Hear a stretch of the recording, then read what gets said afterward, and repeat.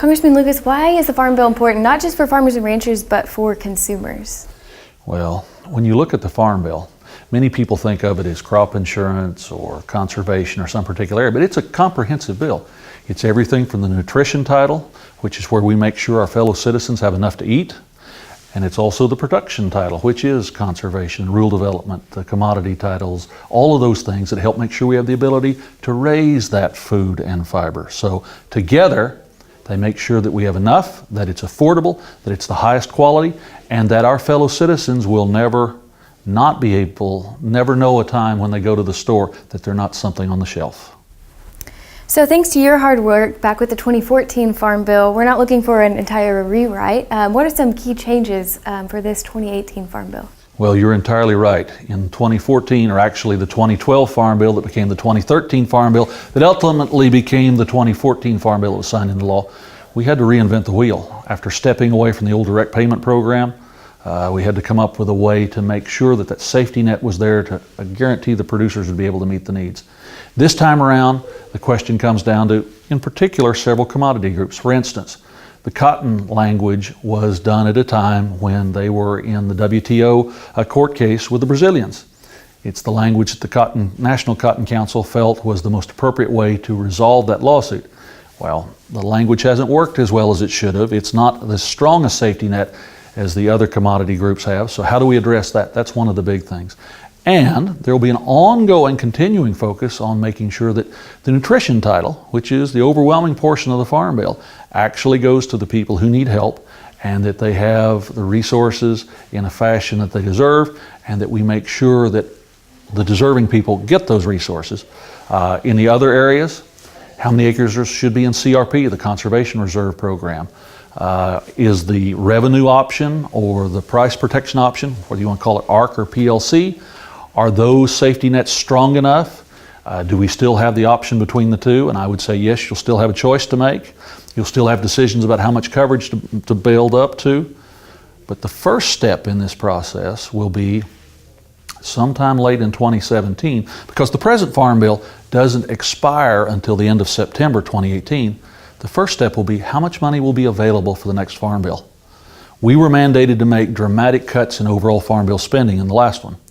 And we achieved what would have estimated at the time to be savings of about $23 billion on a 10-year basis. So far, the scores look like the savings are more like $104 billion, saving 4 times what was projected overall. So I hope that instead of a cut this time, because we've worked so diligently, we'll have a few more new resources.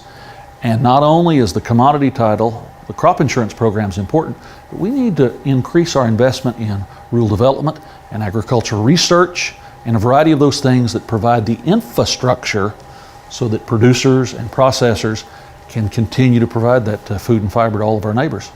So like you said, the 2014 Farm Bill doesn't expire until next September, but House Ag Committee Chairman Mike Conaway has said he expects it to possibly be ready by the end of this year or early next year. What do you think the possibility of that is? Well, with the exception of one Farm Bill in my lifetime, every Farm Bill has been either a year or 2 late and required extensions. The 02 Farm Bill was an exception. It was done early. I think Chairman Conaway is on the right track, and I'm going to work very hard to help him accomplish that, but it's tough. So while it would be great to make the refinements I think that will improve the Farm Bill early, I just want to be able to make those refinements and maintain the present Farm Bill structure we have now. By the way, we should always remember that the way Farm Bill law works, if the Farm Bill expires, the current one we're working on, and there's no replacement, technically we revert back to the 1938 and 1949 Agricultural Acts. Allotments, quotas, the concepts of parity, all that sort of stuff, supply management. We don't want to go back to that, and for all practical purposes, we can't go back to that. So we have to have a new Farm Bill. What are some hurdles that you foresee keeping Congress from passing the Farm Bill on time? Well, how much money is available? The national debt will soon cross the $20 trillion mark. It's estimated that the deficit of around $400 and some billion will begin to grow annually again. How do we reduce overall spending? So the dollars that are available to us will be a big challenge. Another big challenge, quite simply, is there's been a huge turnover in membership in the United States House and the United States Senate. Something like 60% of the United States House wasn't around for the last Farm Bill, in the Republican conference, I should say, bringing members up to speed. Now, I and my neighbors understand Farm Bill policy. We understand why it's so important and why we've had a comprehensive Farm Bill in place virtually every year since 1933. But so many of my colleagues, and I say this respectfully, don't really have a clue where the food on their plate came from, whether it's breakfast, lunch, or dinner, and we've got to bring them up to speed. We've got to educate them about how efficient, effective the Farm Bills have been and how important they are, whether they live in some big city on the East Coast or the West Coast or anywhere in between. Why Farm Bills are so important. American agriculture is a miracle, but it's a miracle that has been accomplished by lots of effort by lots of people. Whether it's the commodity title again, which most people think of as the Farm Bill, but it's research and rule development and all of those other things, farm credit, all of those other things that make it possible, conservation, to accomplish this. So you, along with the House Ag Committee, spent 2 years studying the Supplemental Nutrition Assistance Program. What are your thoughts on keeping that with the farm programs and separating those? There are folks I serve with who, for misguided purposes or devious purposes, would like to divide the Farm Bill, the traditional Farm Bill as you and I would call it, from the nutrition title. Those things came together in the 1960s when my predecessors realized that there were no longer enough members of Congress, enough senators from, quote, country constituencies who understood rural America, understood production agriculture, to pass a Farm Bill all by itself. So when President Kennedy started the pilot program that ultimately Lyndon Johnson would focus on to become the food stamp program, they reached out and grabbed that production of food, consumption of food, food, the common theme, to create a political coalition to keep moving Farm Bills forward. If we go separately, and I had to do that last time in order to get the bills out of the United States House so I could go to conference and put it all back together to get a product the President would sign into law. If we go separately, I worry we won't have a Farm Bill. Now, there are misguided folks who perhaps haven't thought that through, and then there are some devious people back east I deal with who would like to kill both the traditional Farm Bill, and the nutrition side of the equation. And by separating us, they think they can gang up on each individual part and bring both to an end. That'd be great, except for the effect that it would have on consumers and on rural America. And don't ever forget that we are also the backup granary for the entire world. Our surpluses make sure that the world does not starve when there are famines in different continents. So President Trump and his trade policies have farmers and ranchers a little bit uneasy, and that's not necessarily directly related to the Farm Bill, but do you think that will be a factor? Well, trade policy matters to us because since colonial times, and it doesn't matter which part of the country or which colonial time you're talking about, we've always produced surpluses. We've always sold into the world market.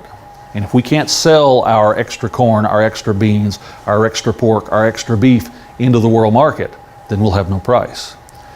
I think President Trump was well intended when he said we should step back from things like TPP, the Trans-Pacific Partnership, but I will acknowledge to you there were some really good things in there for beef producers. There were some really good things in there for agriculture in general.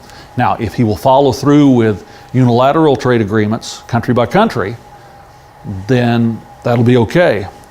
But it takes time to negotiate all of those agreements. It takes time to work all those situations. I want fair trade, but I want trade so my neighbors, whether it's ag or energy, can sell for cash into the world market.